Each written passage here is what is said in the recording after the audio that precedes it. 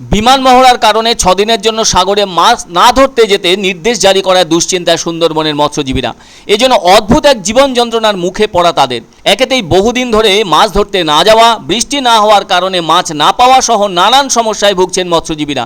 এবার আবার তার উপর ডিফেন্স রিসার্চ অ্যান্ড ডেভেলপমেন্ট অর্গানাইজেশনের উদ্যোগে বিমান মহড়া বা ফ্লাইট ট্রায়ালের জন্য আগামী 17 থেকে 19 জুলাই এই 3 দিন এবং 24 থেকে 26 জুলাই আরও 3 দিন, মোট 6 দিন সুন্দরবনের মৎস্যজীবীদের সমুদ্রে যেতে নিষেধ করা হয়েছে, যার ফলে চরম দুশ্চিন্তায় পড়েছেন ওই অঞ্চলের অনেক মৎস্যজীবী। উল্লেখ্য 15 তারিখ থেকে ব্যান পিরিয়ড কাটিয়ে তারা গভীর সমুদ্রে মৎস্য শিকার করতে শুরু করেছিলেন। আর এর কিছুদিনের মধ্যেই প্রাকৃতিক দুর্যোগ আসার কারণে নদী উত্তাল থাকায় তেমনভাবে কোনো ট্রলারের মৎস্যজীবী কিংবা মালিক রূপালী শস্য অর্থাৎ ইলিশ ধরতে সক্ষম হননি, যার ফলে এই মৎস্য শিকার করতে যে পরিমাণ খরচ হয় তার কিঞ্চিত মাত্র লাভও করতে পারেননি তারা। এতটা ক্ষতির পরও তারা মৎস্য শিকারের উদ্দেশ্যে ফের সাগরে রওনা দিয়েছেন ট্রলার নিয়ে। এমন অবস্থার মাঝে আরও 6 দিন যদি মৎস্য শিকারে নিষেধাজ্ঞা জারি করা হয় তাহলে কিভাবে চলবে তাদের সংসার?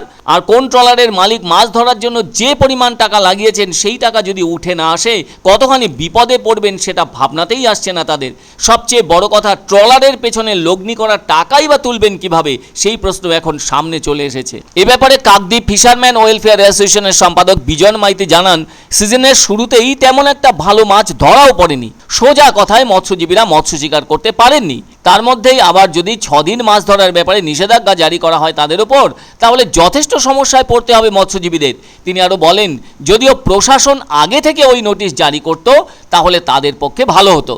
আসলে পূর্ব মেদিনীপুরের কাঁথির জুনপুটে পশ্চিমবঙ্গের ভেতর প্রথম মিসাইল টেস্টিং সেন্টার গড়ে তোলা হচ্ছে, জানিয়ে যথেষ্ট উদ্বিগ্ন মৎস্যজীবীরা। তারা তাদের জীবন জীবিকা হারানোর আশঙ্কায় ভুগছেন।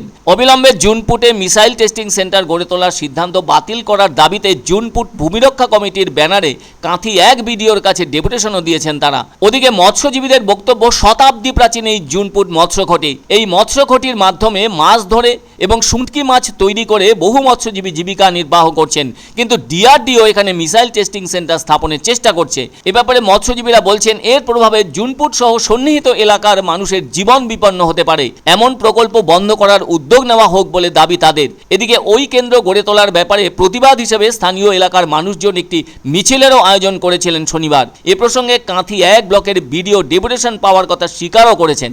সবকিছু ঊর্ধ্বতন কর্তৃপক্ষের কাছে জানিয়ে দেওয়ার পর তারাই সিদ্ধান্ত নেবেন বলে জানিয়েছেন কাঁথি 1 ব্লকের বিডিও। খুব অসুবিধা হবে তোমার, এই তো মাছ খাই 4 দিন ফিশিং করে মাছ খাইনি, করবো মাছ খাইছে। আবার যদি ট্রলার বন্ধ থাকে তাহলে কি করে আমার সংসার চলবে? 17 জুলাই থেকে 19 জুলাই এবং 24 জুলাই থেকে 26 জুলাই মানে যেতে না বলেছে এই কয়েকদিন। তার কারণ হচ্ছে ওই ডিআরডিওর একটা হচ্ছে ফ্লাইট ট্রায়াল, যেটা হচ্ছে বিমান মহড়া, ওরা একটা করবে। তার জন্য ট্রলার গুলো যাতে ওই কাছাকাছি না থাকে তার জন্য হচ্ছে এই নিষেধাজ্ঞাটা।